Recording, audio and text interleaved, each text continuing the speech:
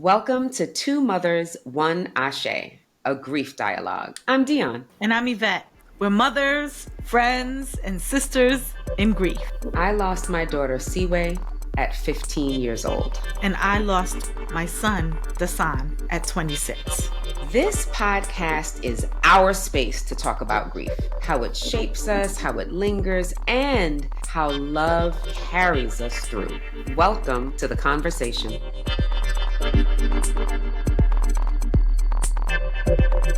Hey, girl. Hi, honey. I have a smile on my face today. I know you do. I'm very happy you have a smile on your face. And I'm very happy that my high school friend is right next to your face. Hey, Liz. Hello. I love when we have company at the kitchen table. Vaya, Bori. I see you. So cool to be here.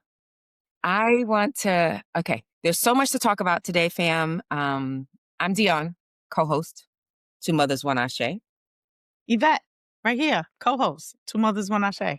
And we're going to tell you who that beautiful woman is, Liz over there. And but before we start our conversation with Liz, a mother her story holds fire and tenderness. We're going to breathe together first. That's right. Let's do it. We want to come together. So this is our tradition, Liz, before we start. And to our listeners at home, of course, if you're driving, we do not want you to close your eyes. But everybody else, if you can, I love closing my eyes, putting one hand on my heart, one hand on my belly. And we're just going to take a few intentional breaths together. Take a deep breath in and a long breath out. One more in. Let it out.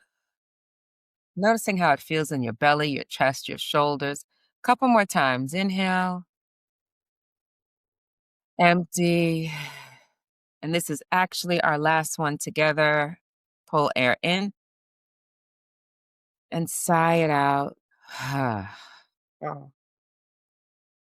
That does it for me every single time, sis. Let's keep going. For real. Because grief, we talk about grief constantly, and it lives in our physical body. And that breath really honors it as a place of truth for us.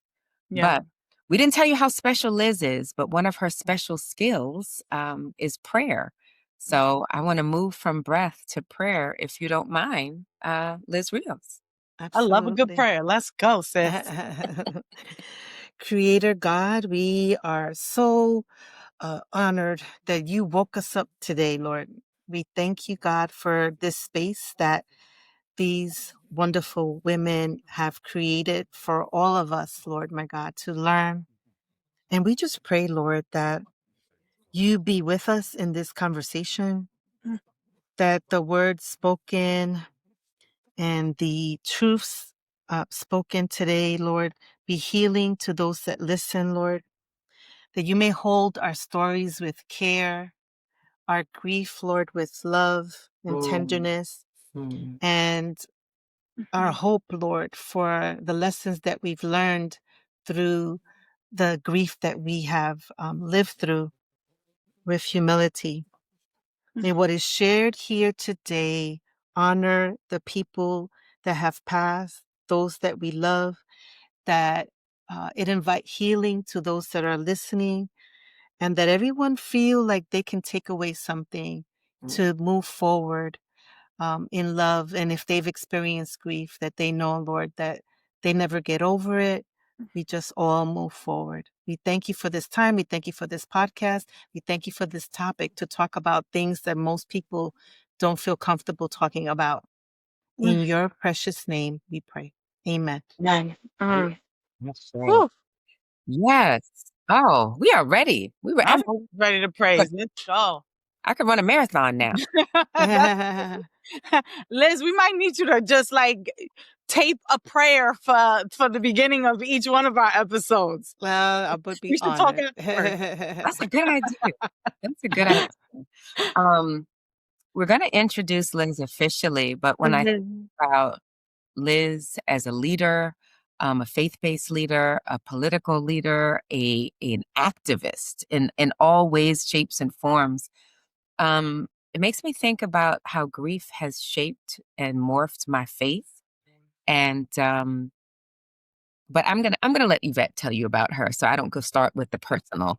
Yeah, let's go. The Reverend Dr. Y'all hear that? Reverend Dr. Elizabeth Rios, give her her earned title, is an Afro-Boricua, whoop, whoop, pastor, scholar, activist, and multi-hyphenated creative whose work weaves together mujerista theology, barrio theology, and a fierce commitment to justice. Born in Brooklyn, shout out to Brooklyn. Williamsburg. East New York, here we go. Yeah. And raised on the Lower East Side, she has spent over 35 years shaping leaders, planting justice-focused churches, mentoring women in ministry, and advocating for communities on the margins. She founded Passion to Plant, leads the Passion Center, teaches at Fuller Seminary, and has been featured in national publications from Sojourners to The Atlantic. She's the author of Don't Buy the Lie and a contributor of Rhythms of Rest and Need to Know. But above all, she is a mother, Samuel's mother, Daniel's mother, her special needs angel who transitioned to glory on his 23rd birthday. Aché. Aché to Daniel. Aché. And our guest today is Liz Rios. Yeah. And she's also, we go way back, and Evie told you a lot, we all have our formal credentials, right? But the way her life's work sits at the intersection of justice and faith, and then where we all connect with profound loss. Liz and I went to high school together. Norman Thomas Commercial High School. We got out in 1983. We look really good. Do the math, right? People can do the math. Do the math. 1983. And that building way back in our day, it was full of business classes and typewriters. Some of y'all young people don't know what a typewriter is. But we had typewriters and so many dreams. Unfortunately, our school closed in 2014. Did you know, Liz, that there's 3 schools in that building now? I did not. I looked up the name. Yeah, Unity Center, Manhattan Academy, and Murray Hill Academy. So the spirit is there, just like us. I want to say, when you were mentioning Liz's the intersection where Liz exists, like a full image of the civil rights movement. Yeah. Just like played out in my head. Well, when you said Reverend Doctor, that's what played out for me, because every time you say Reverend Doctor, you expect Martin Luther King. Martin Luther King, that's right. But isn't that right? The generation before us wasn't that their mission to get us to a place where we can be progressive, where we can allow our voices to be heard, and it was all steeped in the faith of our ancestors and those that came before us. Yeah. And so I want to say, Liz, as a Boricua, everybody knows I'm Boricua. I preface my entire life with, hi, I'm Puerto Rican. This conversation already feels like I feel the energy of it all. I feel the energy of spirit coming in. And, Dionne, I don't want you to feel left out. I hope you have your flag. Because I told Dionne earlier, I said, Virgin Islanders are Boricuas anyway. So it's all good. I love that we're 3 Caribbean women from New York City, that we have traveled a road that not many have had the courage to travel, and then turn around and service our community. So I'm in awe of you and the work that you're doing and have done and continue to do, Liz. Thank you for being here with us. Thank you so much. Thank you for the invitation. I'm really honored to be with you ladies. So when you think about your journey as a mother and navigating that loss, what's one moment that stands out as a turning point for you? My goodness, so many. I think for me, the main thing it's probably, not necessarily right after losing my son. It was like the quiet, Mhm. how everything got quiet. Like I felt like, prayer stopped and people went back to their lives. And you know how, for you lose somebody, you want everything to stop, right? Yes. But it doesn't, every after the celebration of life, everybody goes back to, you know, what they're doing. And you're like, hello, I'm still here. I'm still processing this. And so I think that, and I realized that my faith had a new language, you know, Mm, because I was raised in a Latino Pentecostal church.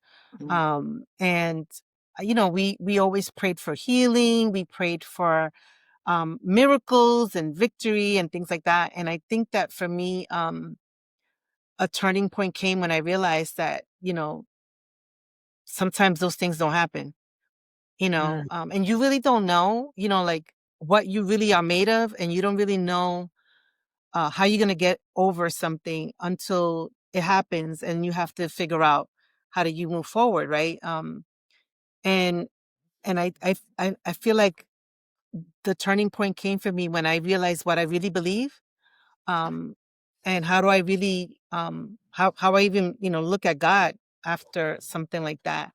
mm, Because that moment when I lost my son, and anyone who has lost a child, loss is bad no matter what, but losing a child, when it's like in Spanish they say al revés, because it's backwards. It's that you're not supposed to bury your children.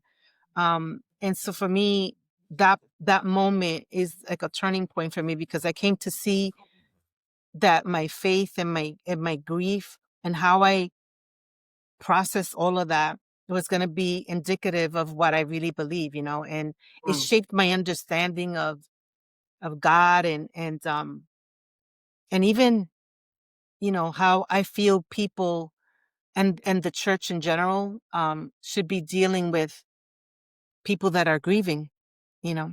I want you to say that again, sis. I know that's right. Because I wanted to ask something, and I wanna come back to that. I just wanna echo what you just said, because you said that it shaped how you felt, and anger, and that anger at God is a big thing. Liz and we, Evie and I, we have clients. So we do a lot with grief coaching, grief transformation coaching, spiritual based, body based. But that we have so many clients that are so angry at God after their loss. Um, People that feel abandoned, betrayed, and shaken, and based on who you are. And Daniel's transition with your personal experience, and then, who you are as a faith-based leader. Like, how did you walk people through that? Yeah, it's funny because again, you don't know what you're going to do until you're going through it, right? and Mhm. i and i remember a friend of mine, a very close friend of mine, telling me that um I always look so strong, and and how do I really don't really do people justice by just showing, those highlight reels and everything is great. And when she told me that, I decided that on social media I would be my authentic self, Mm, even if even some other faith leaders thought that I was being too transparent or too, authentic. And for me, I feel like I helped people through it, because I got a lot of I would share, basically. I would share when I was up, I would share when I was down, I would share when I was asking questions, and I would share when I was pissed. Because hello, just because you believe in God don't mean that you don't get pissed. yeah. I And remember so those videos. Those videos were moving when you would and share. yeah, I really feel like that was a part of showing people that you don't become less of a person of faith just because you're moving through this process of trying to figure out who God is in your life at that moment, what you believe, and experiencing all the emotions on the emotion wheel, right? Like, why fake the funk? So I would share, and from that, people would share with me, through direct message or things like that, or email, that it helped them to give language to what they were experiencing. Mm-hmm. I have a, I need help. I need your help, Liz. So, I've told the story to our listeners. Uh, After Dasan passed away, maybe a few months after, I asked my husband, "Is it strange that I haven't felt anger?" Because I'm reading up on all the stages of grief, and anger is one of them. And I didn't think that I, at least existentially, felt that anger. And my husband is a man of faith and has always been, and he's steeped in it. And he turned to me matter of factly and he said, "Well, that's just because you have so much faith." My question to you, and what I need help with, is when I often want to tell people about faith, right? My clients in particular, because I see it clearly as a way of helping us transition after the transition of our beloveds. And I don't often know how to describe faith and what it can do. Can you help me out with that and our listeners? Yeah, I mean, I think for me, again, this is my own personal experience, and I think Dionne, you mentioned, or maybe it was you who mentioned the steps of faith, right? Of grief. And Elizabeth Kubler-Ross, right? She wrote about that. And I think there's two things here that I want to touch on with what you said. This whole journey of losing someone and then going through all these things, it's not linear, right? So a lot of people look at those steps and they're like, okay, I'm in this step, and then the next one is this one, and then the next one is that one. That's not how it goes. You're all over the place, zigzag. Today you are, feeling fine. Then tomorrow you could be just doing dishes and bawling. So the whole process is a zigzag. And some people don't feel anger at the moment because they're numb, but then eventually you start thinking, and maybe you experience some kind of anger, but it's not necessarily anger at God, but more with God, because you start to question, you might even be like, man, you've come through for so many people in their prayers to heal in this way, and you didn't do it for me. So sometimes, you have those questions that are lingering, but I think faith for all of us is going to be different because, we have to come to a place, and this is what again, speaking from my own experience, you have to come to a place where you believe that God is sovereign and that he has your best interest. And if you believe that, then the things that happen in life, we know, because I believe that we live in a fallen world because of the things that happen at creation, right? And because we live in a fallen world, we can't expect that everything's going to be, tiptoe through the tulips in life. We're going to experience more valley moments than we are mountaintops, which is why I also believe in celebrate big, because when you have good things happening, celebrate it, because there's probably a valley coming up, so you have to take the good with the bad, and be able to, do you believe that God is for you?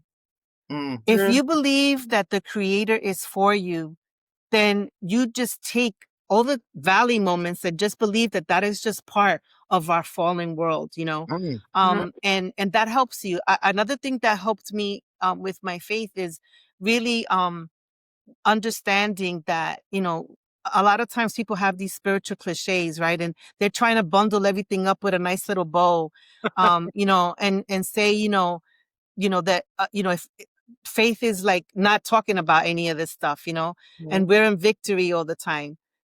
So you've actually avoiding your grief and prolonging your process of healing when you don't deal with it. So you got to be honest with it, and I believe that the Creator can handle it all. He can handle our biggest questions. He can sit with us in our pissed offness.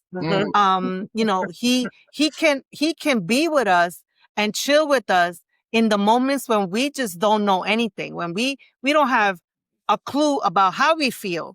We just know that we are not who we were and we're in that stage of becoming who we are gonna be, because that's what grief does to us, right? There's no way that something like losing a child or losing a loved one doesn't change you in some way. Because if it doesn't change you, then I'm like, are you an alien or something? Because, Right. Exactly. right? Like Right. Yeah. it changes Love us in that. some way. Yeah, On it a does. cellular level. That's right. It does. I love there was like a whole thing. I was sitting here going, I'm mad that I don't have my notebook next to me because you said something I want to write down. So I'll be watching the replay. I'm taking notes. You're taking notes for us. Thank you. Because there's this level of what you said in the beginning, and even that where the out of body experience, where it lands in your body, and you're like how you're feeling, and you don't like how you're feeling, and questioning faith, and the wondering, and how do I walk even? Like there's this strange, I'm moving my fingers because you said it when you talked about the moments and the silence afterward, because it feels like those weird movies where things get foggy and it's kind of this, that's your version of an out of body experience where you're you're living, you're physically moving, but you don't feel connected to your spirit, right? It's like I can see my fingers. I know they're here, but I don't feel it. Because you mentioned numbness as well. Um, there's like it's a split. It's almost like you see it again. The Absolutely. movies show it. Like there's my spirit is here and my body is there, and there's like this split and this rupture. It's like that out of body experience. Yeah. Absolutely, absolutely. And I remember like when the nurse, because my son was home when he passed away, and he was in hospice. Just he wasn't even in it for a few days when he passed. But I remember when the nurse said he passed. At the moment that he said, I'm sorry, he passed. I it did feel like an out of body experience, because then everything, it was almost like that Charlie Brown moment when you hear like wah wah wah wah wah, like everything was just like far, and I felt like my body was functioning, but my spirit was dislocated, and I knew, what people say faith is supposed to sound like when you go through something like this, but nobody really talks about what happens to your body when you have like a traumatic experience, right? And it was like my life was happening right in front of me, and I was watching myself survive probably the worst time in my life. Yeah. And what I felt ruptured inside me wasn't just the loss, but it was, for me, the gap between what I was told I would feel like and do theologically and what I felt as a human. My body felt like it was devastated, and my mind was trying to catch up with what was happening. And grief is not an intellectual thing, right? It's a body thing. I remember wanting to die too. I remember, Yeah. just wanting to throw myself on the floor, um, and just bawl. But then other things kicked in. And my husband. I was trying to be there for my husband. It was just a lot of different things, and I just felt like, okay, are what am I going to do? Am I going to honor this gap between knowing and feeling? Um, and I just let myself just process and take it as slow as I need it. And that's the thing that sometimes people feel, especially in our communities of color. Women especially are so used to being the strong one. They're used to just, taking it all on, putting on the weight of everything, and they feel like they can't lose it for a second, because then everybody else loses it. Um, I would say, for those that haven't experienced anything like this, let yourself feel what you feel, because that's who you are, like that you're experiencing that for real.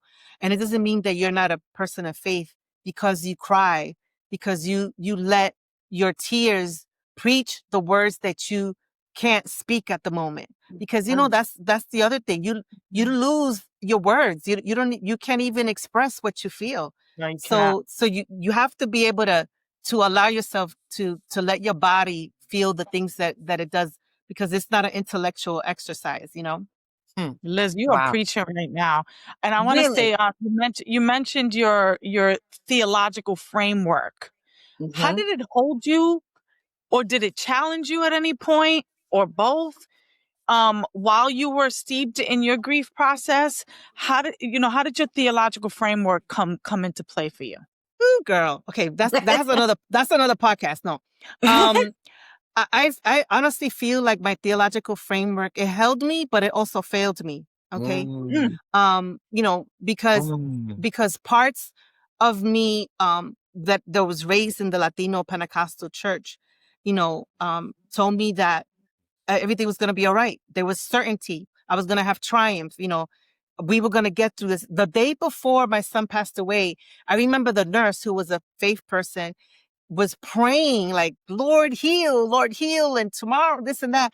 I felt bad for him the next day, because his faith was going to be super challenged, because he was believing that God was going to heal my son, you know? Mm. So I felt like, that belief that God is present in bodies and in suffering and in silence, but then also what everybody, especially my older folks in the Latino church told me, like, it's going to be okay. You're going to triumph from this and everything.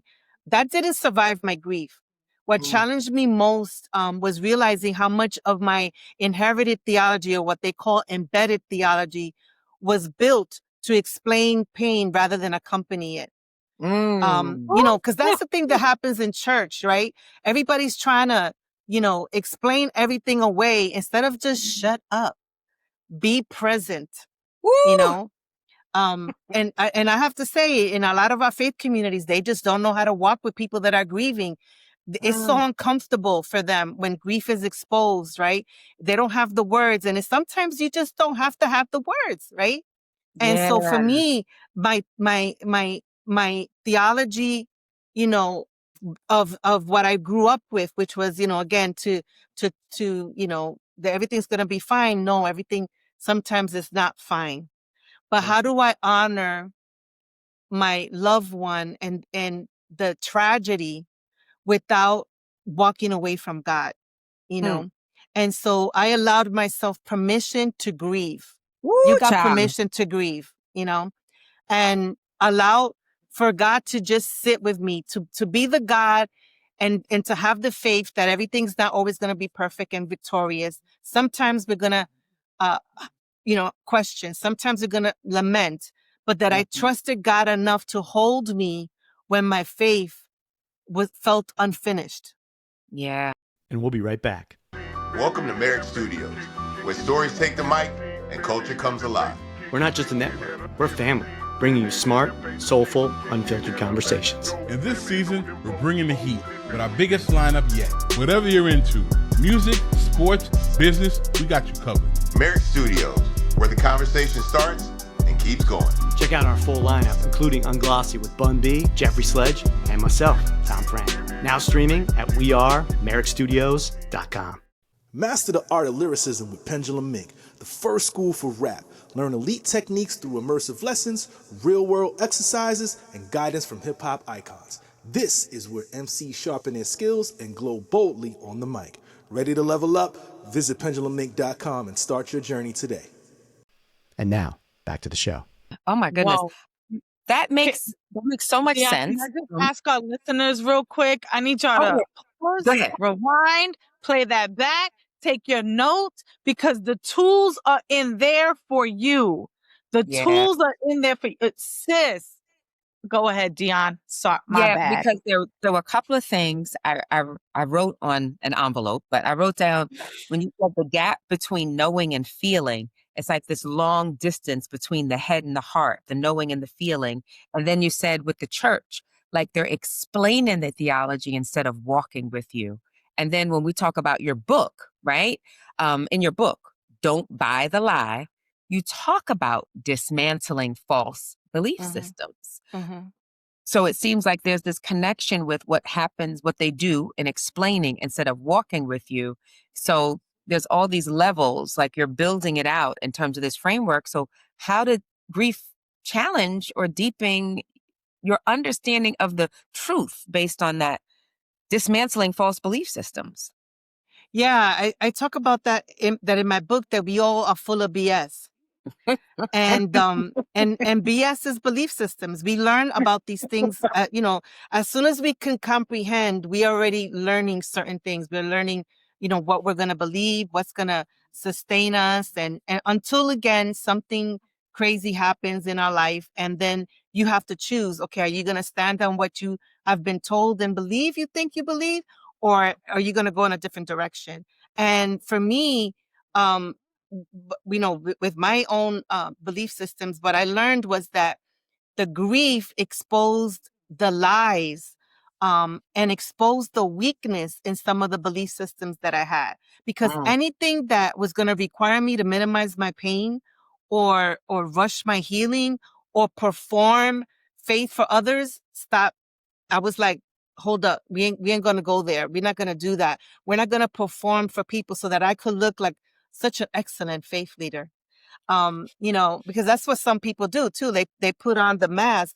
And grief, you have to make a decision right there. Like, no way, the mask is coming off, and that's what I feel like when I'm trying to tell people with my book, like, you gotta let go of some of those false belief systems that will tell you that you can't grieve, that will tell you that, crying and for a loved one means that you don't have faith in God.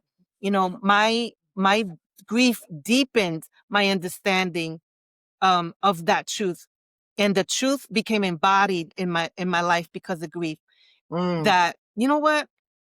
If my belief systems can't hold grief, if it can't hold questions, if it can't hold, the dignity of my son's life, then that's not the faith that I want to walk with. That's Yeah. survival theologies dressed up as faith, and I wasn't gonna do that.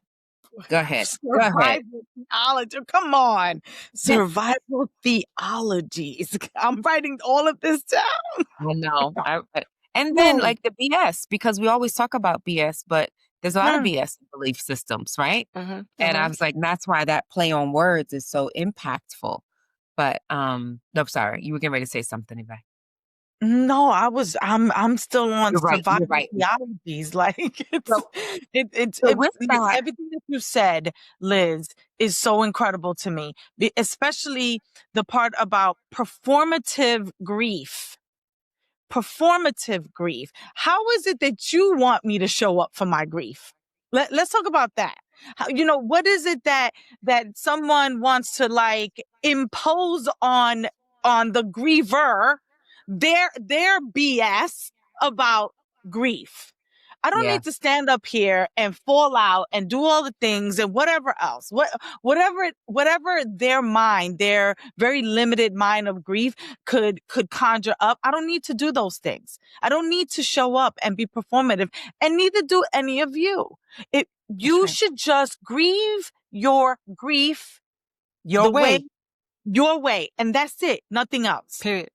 Period. Exactly. Yeah. It's a grief is going to be process. different for everybody. Exactly. Right. It's personal. Everybody's going to be different. So don't, because some people feel like, they have to have that respectable grief process where it's like, I won't name any names, but we see some of that on social media, right? Be like, and it's like, and then, there's the ones that are like throwing themselves on the floor. However you want to grieve is your process. Don't let nobody shame you the way you're grieving, because some people are more private. They're not going to throw. I didn't cry a lot in public, but I did cry in my house. I did cry with people. And one time I was talking about it on a TikTok and I cried. I let it come where it comes.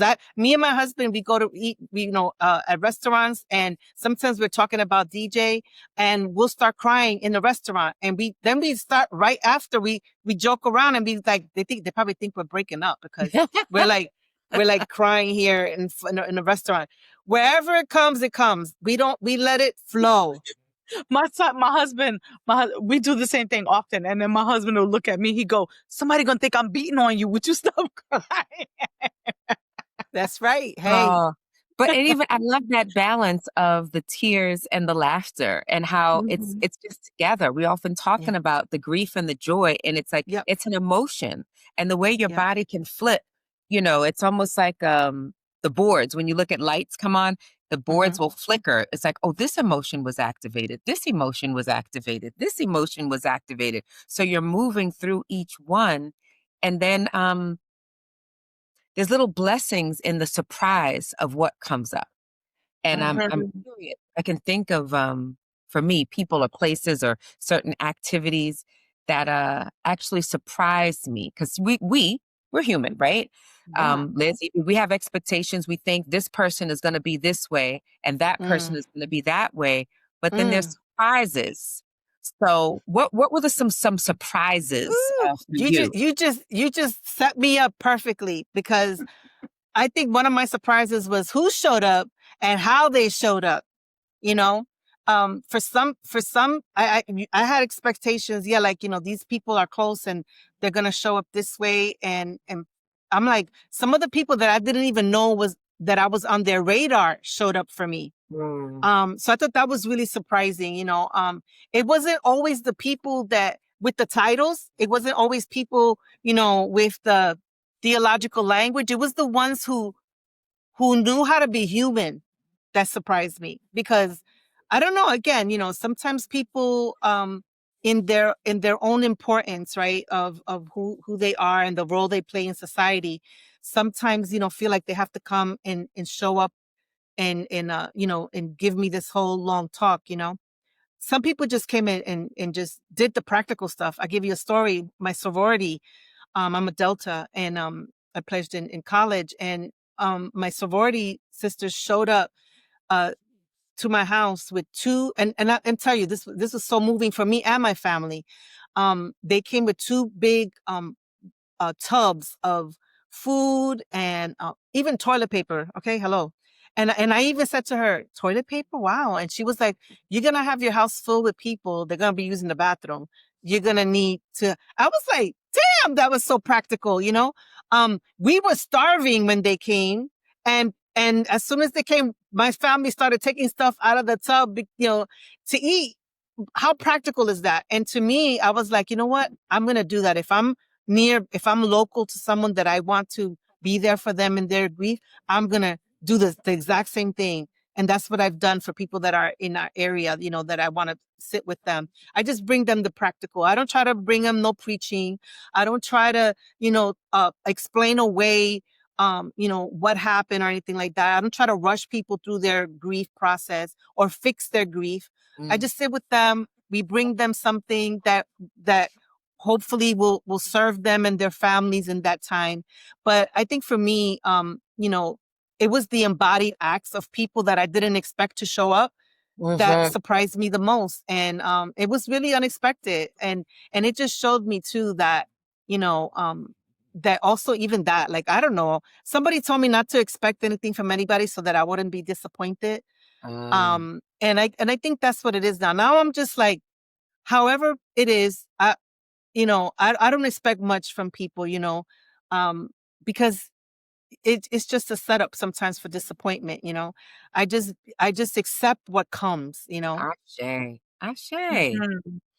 Huh. We talked about the church and how it can hold you, it can challenge you, but there's lots of kind of preset uh, rituals, beliefs, right? There's sort of like preset, and um, I'm a spiritist. I'm an espiritista myself, Uh-huh. Uh-huh. really. And so spiritual practices are extremely important to me. And some coincide with what the church says, and some live outside of that. And so I'm wondering for you, Liz, being that you're at this intersection, what spiritual practices are important to you that everyone can say, oh, you know what, outside of the church, I can do these practices and it can help me along my grief journey. Yeah. So I think for me, and that I'm bringing into even the new year that I've done is, I've always been a writer, so journaling has been a big deal for me. And actually, my journal, uh, because my son's beginning was because of malpractice in a hospital. Um, I used to journal when I was in the hospital with him too, and that journal actually helped my lawyers to when we had to sue. You know, so you never know when your words are going to support you in other ways too. But so journaling has been a spiritual practice that I do. Also silence, and again, in the Caribbean community, sometimes we just don't know how to just shut up. And because silence is like a form of prayer when you don't have any words. And if you're talking to you know the divine, you want to allow space to hear back, Yeah. to feel like you're hearing back, right? Because that's a conversation, right? To you and then that other person or that other being. So silence was a big thing for me. And then rest. Mm. I think again, something that's our folks don't know how to do too well, was allowing my body to chill, to be like, it's okay. Because I feel like, we always are like in that go mode, and we always have to be productive, because also that's a product of capitalism and the United States here, but that's a whole nother thing. Yeah. And I allowed myself to not feel guilty about resting, taking some days and just, going away with my husband, because that's a ritual that, is really important, lighting a candle, saying, Daniel's name, and just honoring, uh, who he was in our life and who he still is, right? Because I still hold him and honor him, and he still drives a lot of the work that I do. So these spiritual practices gave me the ability to, do what my body needed at the time and what my spirit needed. So we need to give ourselves that permission to be still and to trust God, while we are waiting for the next step, you know. What I heard in that, and I hope that our listeners hear it as well, but I'm gonna bring it up and clarify it, is you're giving us permission to grieve inside and outside of the church. And I Yeah. love Absolutely. Yeah. And in Absolutely. very simple, practical ways. And to go back to the church too, I think it's so important to even talk about that, because again, in the church community, mostly, I'm sure that there's others that don't do this, but in some church communities, it's really important to allow yourself to have these rituals outside the church, because the church sometimes is always trying to explain, fix, and spiritualize. And sometimes pain is pain, and that's it. Sometimes we don't need the answers. We don't need, a scripture verse. We don't need, somebody to theologize certain things. We just need people's presence, and people just don't know how to do that sometimes. So, No, no, no. um, yeah. Yeah. No, I Mm. get that. And there's so much richness about that that I want to Hold talk on one about. second. Hold on. What's that? I'm sorry. Alexa always interrupts at the wrong time. Oh, no I need, worries. I need to tell her to be silent. That's that's funny. All right. Our wonderful Lily will cut that out. Yes. So I love everything you said about what we need and silence and presence. And there's so many things, there's directions I want to go because each of us have other children. So I want to talk about that because each of us had other children to mother at home. And so I don't know what it was like for you with Samuel. Like Evie and I have talked about what it was with her and Eva, or me and my boys, and what that is. But then I'm also so curious about where you are with liberation and what it means to be free. So how is it to grieve, parent, be a liberator, faith-based? So let's just touch base a little on the parenting and then liberation. Sure. Well, my older son is 2 years older than Daniel, and really they kind of live separate lives, because my son Samuel was well, he was doing, he was what society calls normative. He was living a normative life. And then my son DJ, was always home, and or in the hospital and things like that. So I just felt like my husband and I always try to have conversations with my son, how's he doing? Because he learned, like, he's a very kind of like quiet kid right now, I should say adult. He's 28. Hello. Um, he does things on his own. And I think that's really stems from just the way he grew up, because a lot of the attention was given to to Daniel at the time. So we always just talk, how's he doing? He went to therapy after my son died, also just to process how he felt. And so we just have conversations. We're a talking house here. We always, how are we doing? How are we showing up? How are we feeling? How are we showing up for each other? So I think that's how we've been able to support Sam, and how he's been able to navigate life after that. And I think also his brother's life has helped him to decide how we're gonna move forward. And as far as um, liberation, to me, I just feel like going through the grief process was which I'm still going through, right? Like, it doesn't stop. You don't just like hit a marker in the timeline and say, okay, I'm done grieving and I'm good. A grieving mother is always going to be a grieving mother. Period. So to me, I feel like it's been about more liberating for myself to be able to just be honest, to tell the truth without fearing people trying to correct me or rush me, or say that I'm not spiritual enough because I'm still talking about it and that I didn't get over it or whatever. So to me, liberation looks like a faith that can hold lament, that can be angry, as and have unanswered questions, and still call all of that holy.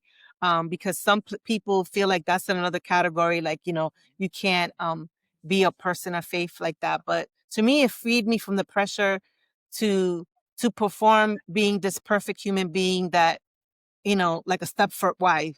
No, Yeah. we're gonna have feelings, and we're gonna talk about them, and we're gonna allow our body to feel them in the time that it wants to feel it and in its own way. And liberation is just being able to move forward, not move on. Yes, move forward, but not move on. Come on now. Come on, Liz. Come on. Oh, I love this so much. I love when we have fun. Me too.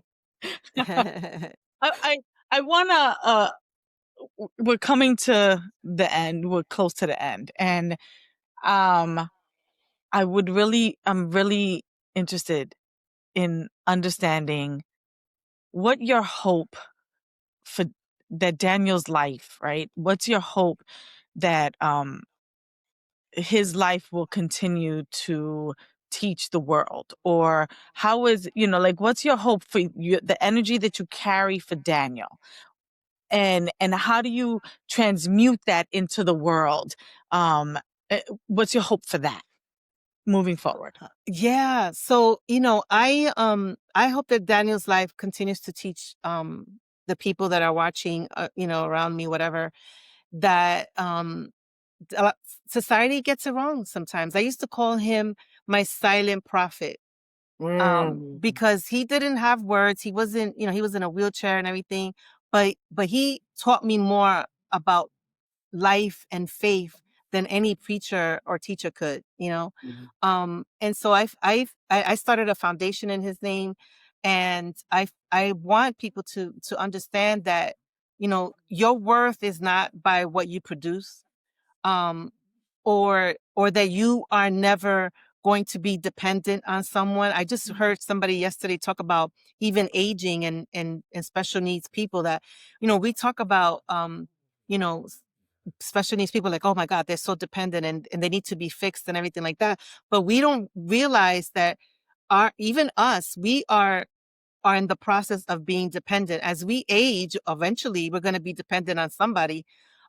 So we're heading in that direction anyways. Maybe they were, born in a certain way, but we're heading there too. So, life, I hope that his life will show people that, it's okay to be dependent on people sometimes. The people that love you is not going to matter, and that we don't necessarily need to be fixed.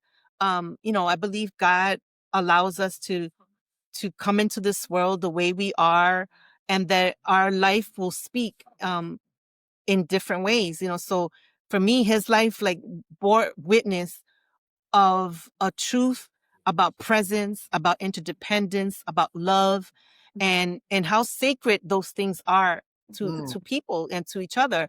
I became a philanthropist because of Daniel.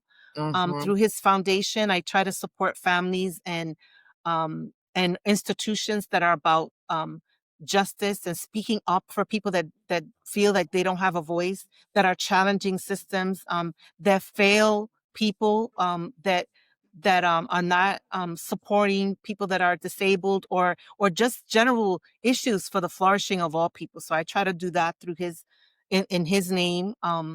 And beginning in the year, I hope that what I'm trying to do is use my writing and my study specifically on disability, prayer, and belonging in the church. I hope that through the story that I'm going to tell about the life that I lived as his mom, that it will help people to pay attention to how they pray for other people, to pay attention to how we rush people through the healing process, and the language that we try to give people about that, and that we also learn how to make room for people that are grieving, because I think all of us, not just the church, but all of us can learn about that, to do that better, to really show up for people in a way that matters, because I think that is the miracle, when people are there for other people, because that is like really the heart of Jesus and the Creator, to just allow people to be who they are, the way He created them to be.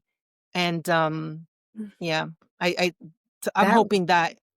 no, you totally answered it, and I love how everything that you're doing, and you talked from the beginning till now about kind of the walls, how people want, grief to be here in this little box, and then, faith is over there, and being a grieving mother, being a writer. Like, I had no idea that your journaling helped a legal case. Like, I want to hear more about that. But just all of it, your leadership, your writing, your advocacy, and then even what you said about disabled and you becoming a champion and a philanthropist for disabled.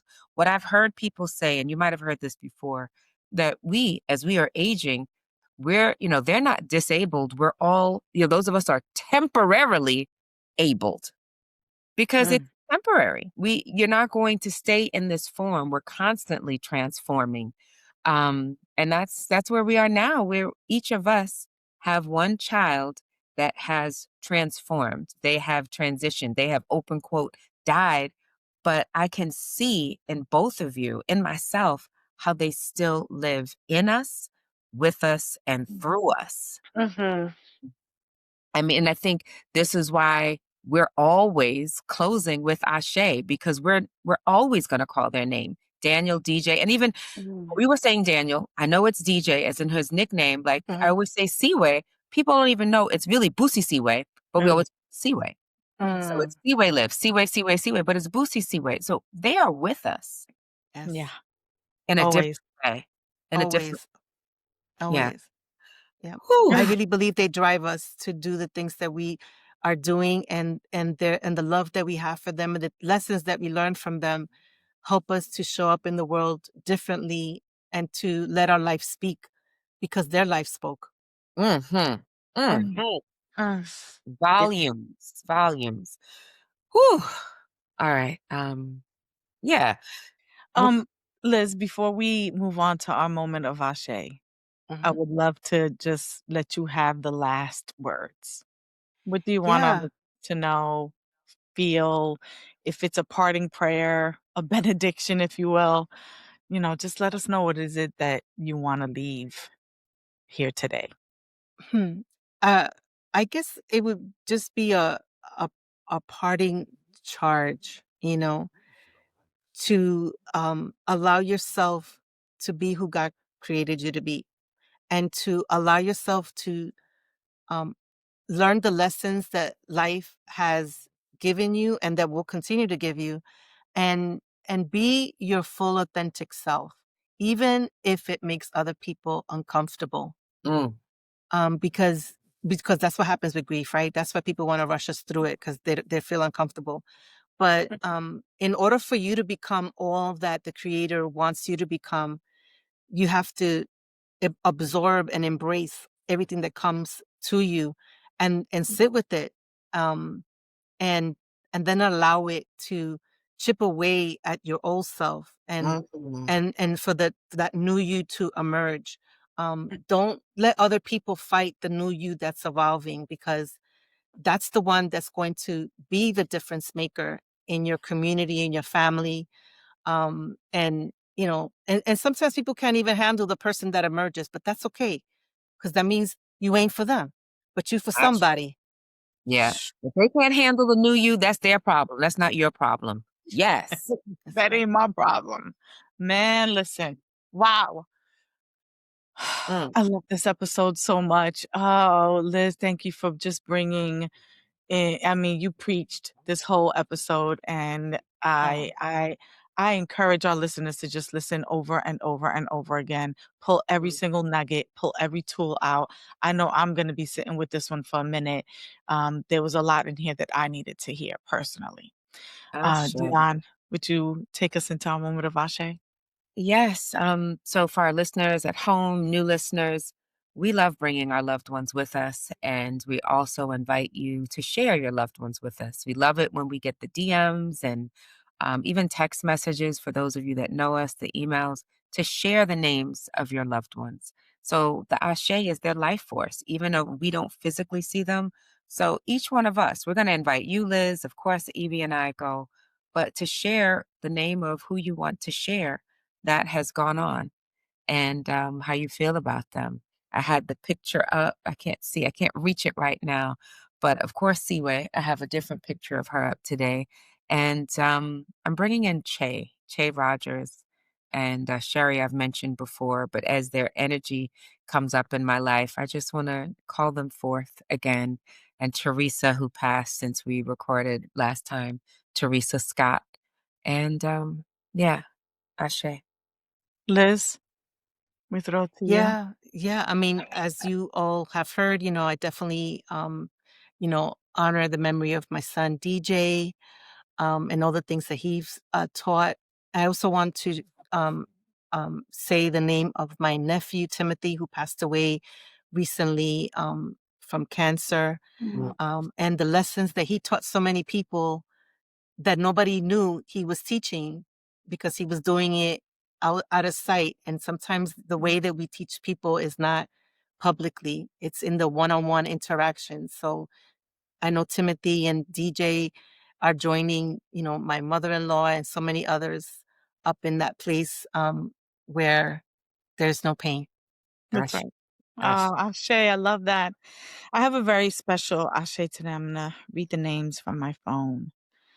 I recently was in San Francisco, and I met a woman in college. Her name is Erika Roman, and Erika and I locked eyes because she was at SFSU and we were at Hunter College, and it was the height of the 91 takeover of CUNY. And SFSU sent us letters of support. They shut down their campuses as well in support of our fight here in New York City. And we went out to San Francisco, me and a contingency from Hunter, and to thank them and to continue to build with them. She and I locked eyes on that day, and we've been soul sisters ever since. And so I just Erika does the great work of a social worker in the city of San Francisco. She saves many, many lives every single day. She's a hero. And this is so difficult. I feel like, as I viscerally feel her pain. And so she was recently called in to do some work because a colleague of hers was murdered by someone who was in need of the work that they provide. And he was a casualty of the work that they do. And his name is Alberto Rangel. Rangel. So Alberto Rangel, if you want to anglicize it, but it's Alberto Rangel. And she also wanted me to mention Angelo Serrano, someone very special to her. So I want to breathe Aché into those two gentlemen's names, but Alberto Rangel is receiving his wings because on earth he did God's work. Aché. Aché. Aché. Oh, I love you, Liz. I love you, Evie. It Thank was so you great to for be being with you guys. Yeah. It felt so good. Give me a big hug. Yeah. Mm, Abrazos. gran abrazo. Abrazo. Y besito también. Mwah. Mm. All right, my Thank you, guys. Caribbean. Until next time, tune Thank you, back guys. in. We love you.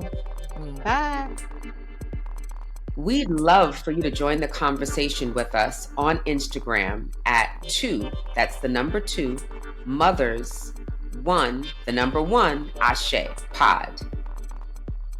And produced and distributed by Merrick Studios.